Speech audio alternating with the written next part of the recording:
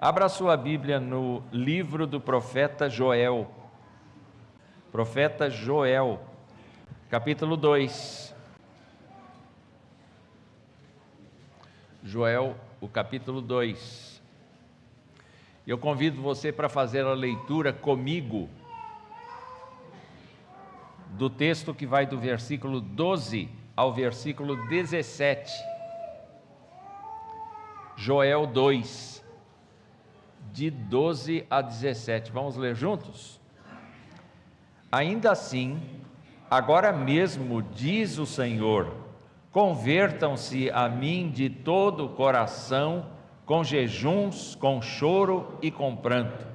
Rasguem o coração e não as suas roupas. Convertam-se ao Senhor seu Deus, porque Ele é bondoso e compassivo, tardio em irar-se e grande em misericórdia, e muda de ideia quanto ao mal que havia anunciado. Quem sabe se ele não se voltará e mudará de ideia, e ao passar deixe uma bênção, para que vocês possam trazer ofertas de cereais e libações ao Senhor seu Deus. Toquem a trombeta em Sião, proclamem um santo jejum, convoquem uma reunião solene, reúnam o povo, santifiquem a congregação, congreguem os anciãos, reúnam as crianças e os que mamam no peito, que o noivo saia do seu quarto e a noiva dos seus aposentos, que os sacerdotes, ministros do Senhor, chorem entre o pórtico e o altar, e orem: poupa o teu povo, ó Senhor, e não faças da tua herança um objeto de deboche e de zombaria entre as nações. Porque hão de dizer entre os povos: onde está o Deus deles? Que o Senhor nos abençoe, irmãos. Quero que nós foquemos hoje o versículo 13. Rasguem o coração e não as suas roupas. Convertam-se ao Senhor seu Deus, porque Ele é bondoso e compassivo, tardio em irar-se e grande em misericórdia, e muda de ideia quanto ao mal que havia anunciado. Senhor, nós estamos diante de Ti ainda em culto, e o Senhor conhece o nosso coração, sabe o que se passa nele. O Senhor conhece os nossos problemas, o Senhor conhece as nossas imperfeições crônicas, o Senhor conhece as nossas imperfeições ocasionais, o Senhor conhece, ó Deus, a distância que existe entre o Deus magnífico, grandioso e o pecador, ainda que arrependido e contrito, e nós precisamos do Senhor. Nossa necessidade é indescritível, ó Pai. Especialmente na hora de meditar na Tua Palavra, nós rogamos ao Senhor que nos fale ao coração. Que o Senhor use de bondade e misericórdia com o pregador e com o povo de Deus. Que o Senhor fale ao nosso coração nesta manhã, mais uma vez, como o Senhor tem feito no decorrer de toda a nossa vida cristã. Nós oramos agradecidos, pedindo que o Senhor abençoe os lares que estão aqui representados, pedindo que o Senhor use de misericórdia para com todos os lares que estão representados aqui, no nome de Cristo. Amém.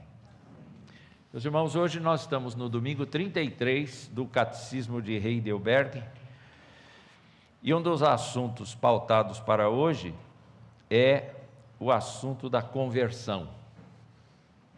Nós vamos falar um pouco mais disso na aula de escola dominical, mas um dos textos que está aqui, exatamente na resposta à pergunta 89, é Joel, o capítulo 2, o versículo 13. Rasguem o coração e não as suas roupas. Vocês sabem muito bem que o livro de Joel começa mencionando uma desgraça acontecida no país. Houve uma praga, houve uma derrama de gafanhotos, e o versículo 4 do primeiro capítulo mostra bem isso. O que o gafanhoto cortador deixou, o gafanhoto migrador comeu, e o que o migrador deixou, o gafanhoto devorador comeu, e o que o devorador deixou, o gafanhoto destruidor comeu. Essa praga foi tão intensa que o profeta diz assim, a partir do verso 16 do capítulo 1: por acaso o alimento não foi destruído diante dos nossos olhos? E do templo do nosso Deus não desapareceram a alegria e o regozijo? As sementes secaram debaixo dos seus torrões, os celeiros foram destruídos, os armazéns derrubados, porque o cereal se perdeu. Como geme o gado, as manadas de bois estão inquietas, porque não têm pasto. Também os rebanhos de ovelhas estão sofrendo. A ti, ó Senhor, clamo, porque o fogo devorou as pastagens, e as chamas consumiram todas as árvores do campo. Também todos os animais selvagens suspiram por ti, porque os rios secaram e o fogo devorou as pastagens. Você pode entrar nesse quadro e olhar para o horizonte e ver tudo seco, tudo sem condição de plantio. E a atividade daquele povo era essencialmente agrícola e pastoril. Tudo se perdeu. Aquele povo não tinha oferta para dar no templo. Aquele povo começou a passar fome por conta dessa desgraça nacional. E a razão disso, Joel vai mostrar que a razão disso é que o povo de Deus não eram os incrédulos, não eram os pagãos de outras nações, não eram pessoas que desconheciam a lei de Deus, eram pessoas que estavam dentro do arcabouço da lei de Deus. Era um povo que tinha uma aliança com o Senhor, era um povo que estava acostumado aos rituais do Senhor, era um povo que estava dentro das promessas do Senhor. Portanto, era o povo de Deus que estava ali. Entretanto, veio uma praga tão grande, e Joel vai interpretar esta praga como sendo um aviso solene do Senhor de que a vida do povo era indigna em relação à sua palavra. As afirmações, então, de Joel são afirmações que demonstram com toda a clareza que vida de pecado não condiz com vida abençoada. Vida de pecado não condiz com vida abençoada. Porque o Senhor tinha prometido, o Senhor tinha dito: olhe, se vocês andarem comigo, eu vou abençoar vocês, além de manter vocês ligados a mim, vivendo sob a minha graça, eu vou abençoar o que vocês fizerem, eu vou abençoar a sua terra, eu vou abençoar a criação, eu vou abençoar a colheita, eu vou abençoar as outras coisas. Todo mundo sabe que aquela terra é uma terra difícil, e Deus disse: na hora certa vai chover, na hora certa vai produzir, na hora certa vai acontecer o milagre da vida na terra, porque eu vou estar na frente de vocês, mas vocês precisam andar comigo.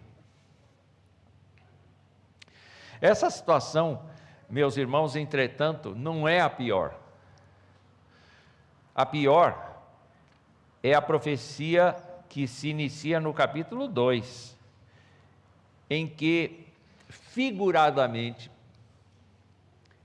aquele exército de gafanhotos se torna o modo pelo qual Joel vai dizer: a coisa vai piorar. Enquanto vocês viverem uma vida desbalanceada em relação à graça de Deus, enquanto vocês viverem uma vida de 2 pesos e 2 medidas, estava se referindo naturalmente a Judá, pode acontecer e vai acontecer o dia do Senhor, e ele virá como um poderoso exército, e ele dizimará ainda mais o que vocês fizeram. Tudo quanto vocês têm, se já se perdeu, vai perder ainda mais. Mas existe uma saída. E esse é o espírito da passagem que nós lemos. Existe uma saída. O Senhor pode mudar de ideia. Como assim o Senhor pode mudar de ideia? Nós não aprendemos que Deus é imutável, a sua vontade não pode ser mudada? Nós não aprendemos e não pregamos aqui neste púlpito que Deus, nos seus decretos, nas suas determinações, não pode voltar atrás naquilo que decidiu? Só que neste caso específico, o que Deus decidiu? Deus decidiu que se o povo tiver uma atitude de conversão, a justiça, a disciplina aplicada se muda para misericórdia. Tudo depende do povo. Interessante a gente pensar que Deus não mudou, Deus continua fazendo a mesma coisa. Deus continua agindo do mesmo modo. Como assim? Deus continua agindo do mesmo modo. Simples. Quando Deus nos diz que não há outro caminho a não ser o arrependimento e fé em Jesus Cristo, só Ele é o caminho, só Ele é a verdade, só Ele é a vida, Ele está estabelecendo que uma pessoa passa a viver debaixo da sua graça, mediante a confissão do seu pecado e a fé em Jesus, e passa a pertencer a Ele. E nessa relação de pertencer a Ele, toda vez que este crente peca, lhe envelhecem os ossos. Toda vez que esse crente peca, esse crente se desvia da comunhão com o Senhor e perde bênçãos, perde discernimento para a vida, perde força no testemunho, perde oportunidades de perceber a graça de Deus, perde a oportunidade de ser sal e luz. Quando Jesus falou a respeito do sal, ele disse que existe a possibilidade do sal se tornar sem valor. Em que condição o sal se torna sem valor? Quando existe essa descompensação, o crente abriu o seu coração e foi tornado um filho de Deus, pela graça de Deus.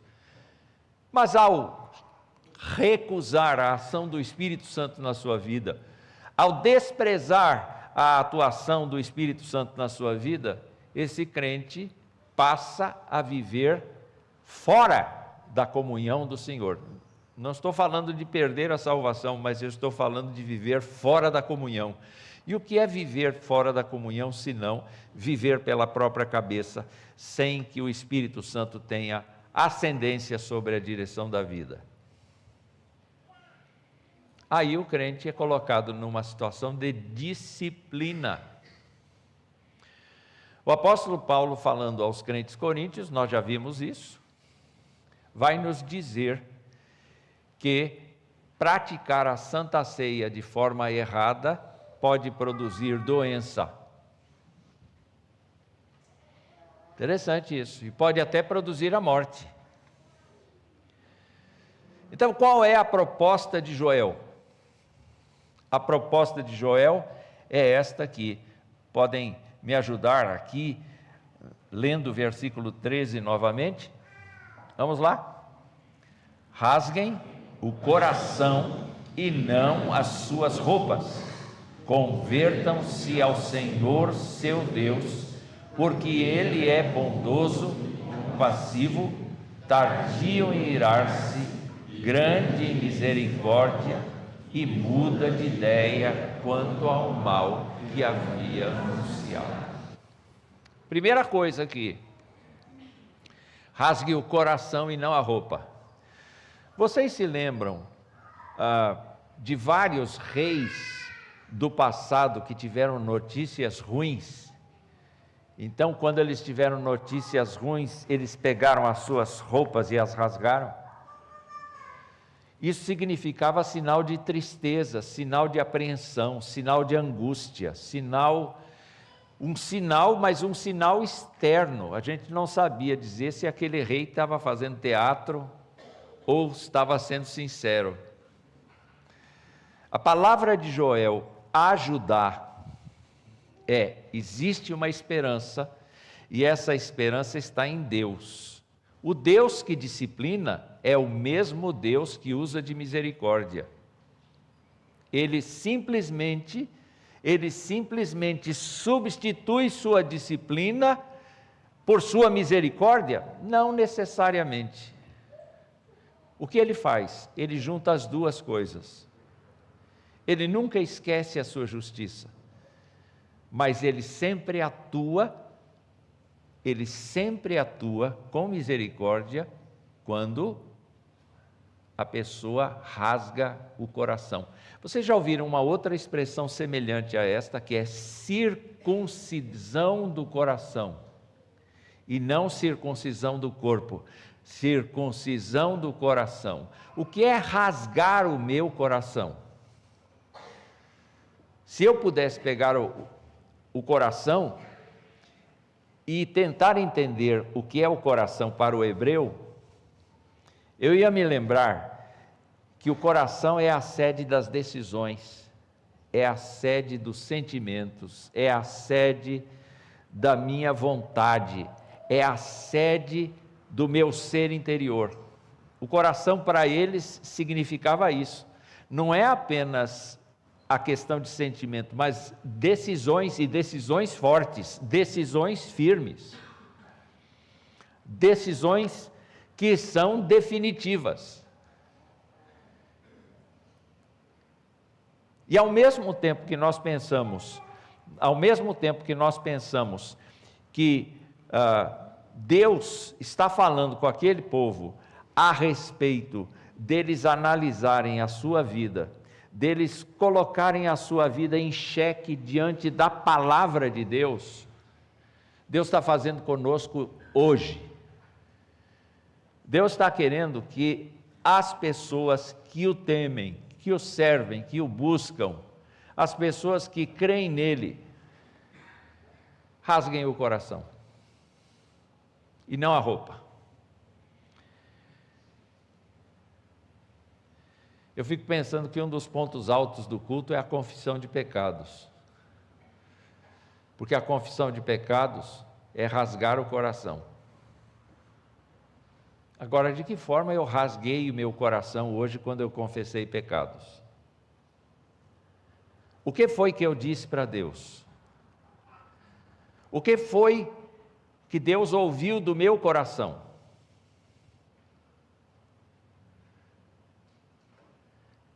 Se eu pratiquei um rito e disse assim: ó Deus, me livra dos meus pecados,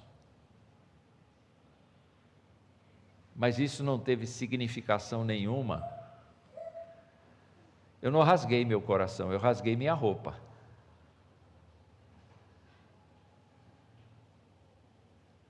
Vocês percebem isso?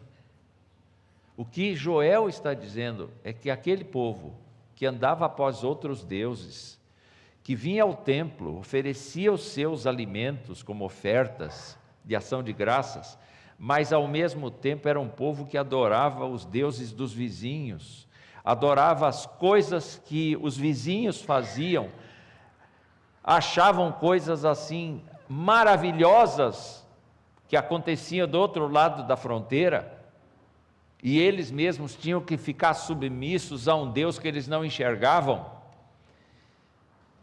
Então era esse andar nas coisas de Deus e andar fora das coisas de Deus. E Joel está dizendo assim: o único jeito de sair desta situação que vocês estão hoje é rasgar o coração,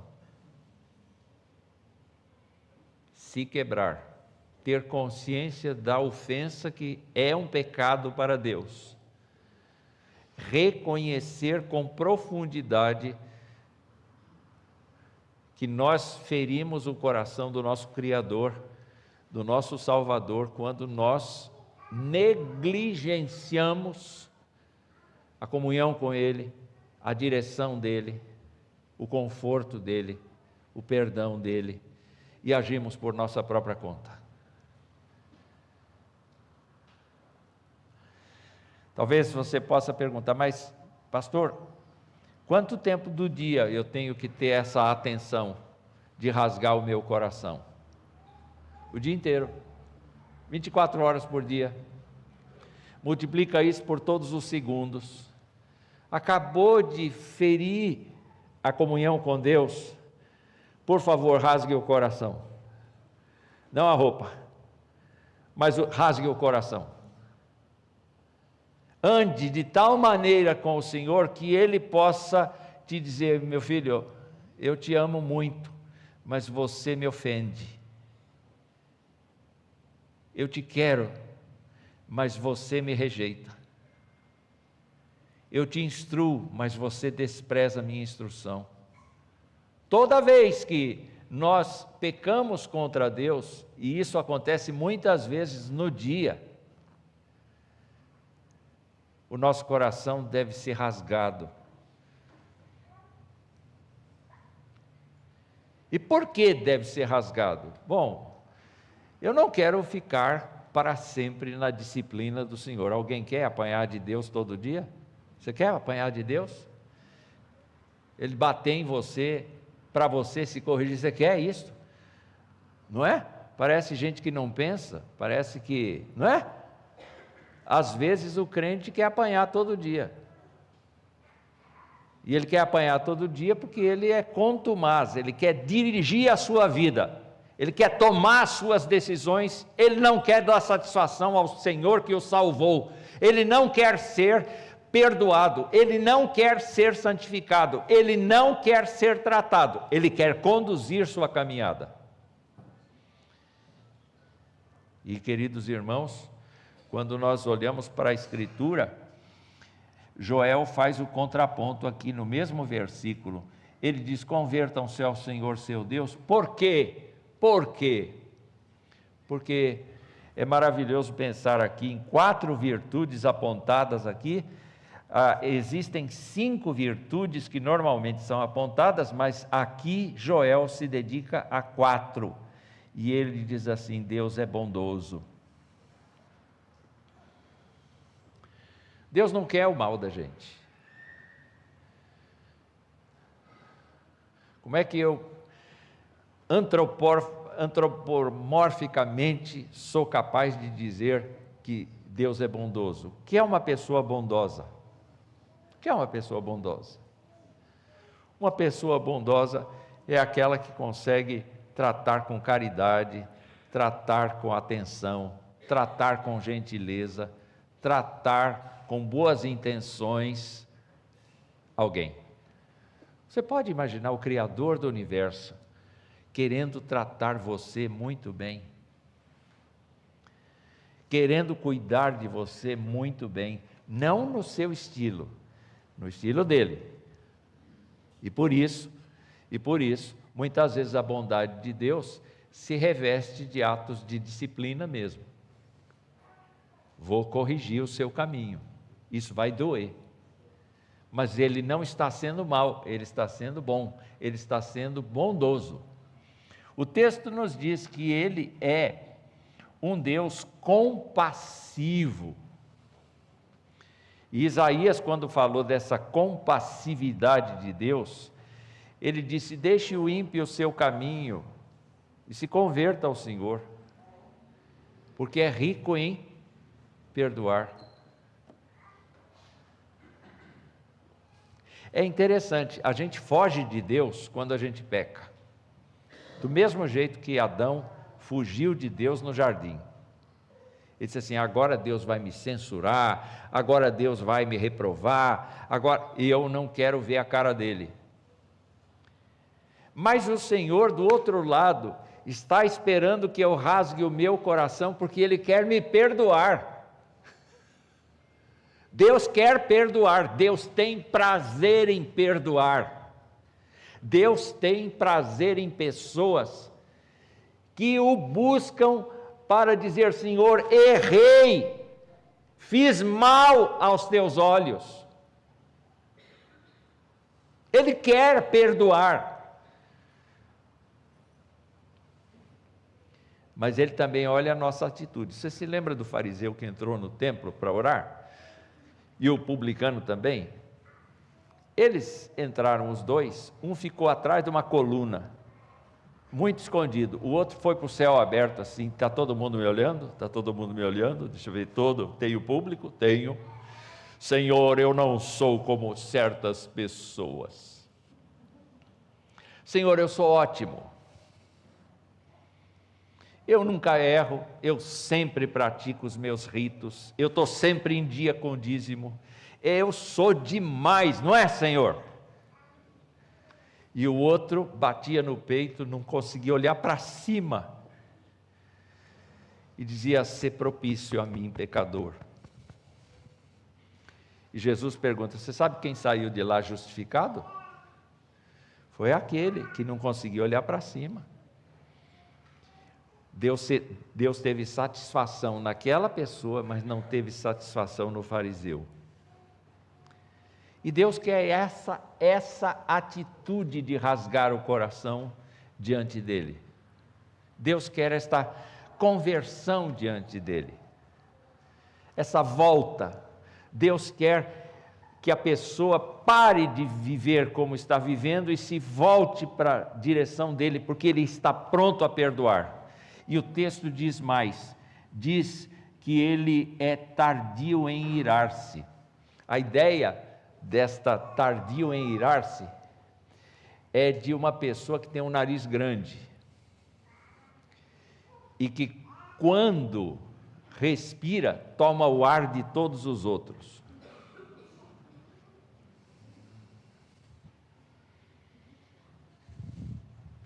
Mas não é assim não. Eu estou só brincando com isso. Na verdade diante de uma situação, Deus respira fundo. Em vez de reagir prontamente, Deus respira fundo. Você já viu alguém nervoso na sua frente? E aí, o tardio para irar-se é assim.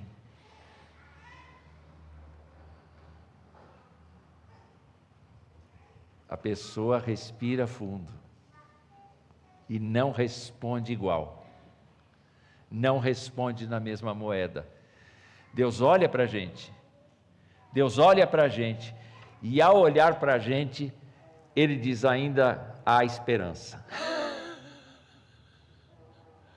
ainda há esperança. Eu quero trabalhar com essa pessoa porque ainda há esperança. E a última coisa que ele diz é: grande em misericórdia, e muda de ideia quanto ao mal que havia anunciado. O fato de Deus mudar de ideia em relação a Nínive,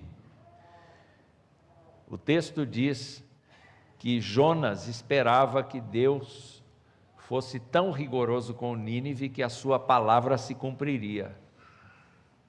Olha, vocês vão ser destruídos. E ele queria que essa palavra fosse verdadeira. Ele não estava fazendo um discurso de ódio, ele estava fazendo um discurso do que Deus tinha mandado ele dizer. Mas ele esperava que Deus fizesse exatamente aquilo, e Deus disse assim: espera aí, são 120 mil habitantes aqui, além dos animais, e eles se arrependeram. Por que que eu vou continuar fazendo o que eu mandei você dizer? Eles mudaram de ideia. Eles rasgaram o coração. Naquele momento da história de Nínive, depois Nínive foi destruída mesmo, mas naquele momento de Nínive, Deus usou de grande misericórdia. Você já imaginou quanta misericórdia Deus já gastou com você?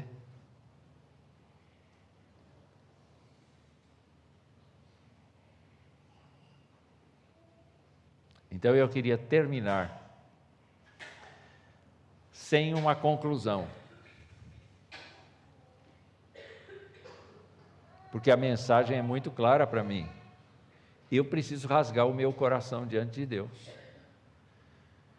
Ainda que eu seja um crente, ainda que eu seja um velho crente, ainda que eu seja um velho crente velho, ainda que eu seja um crente experimentado, eu continuo pecando, e pecarei até a hora da sepultura.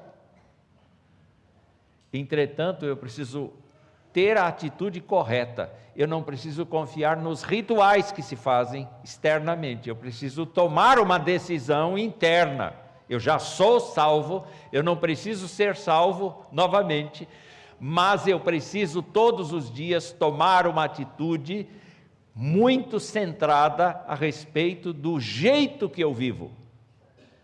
Eu preciso rasgar meu coração, para que Deus possa se mostrar inteiramente benigno e bondoso, misericordioso, tardio em irar-se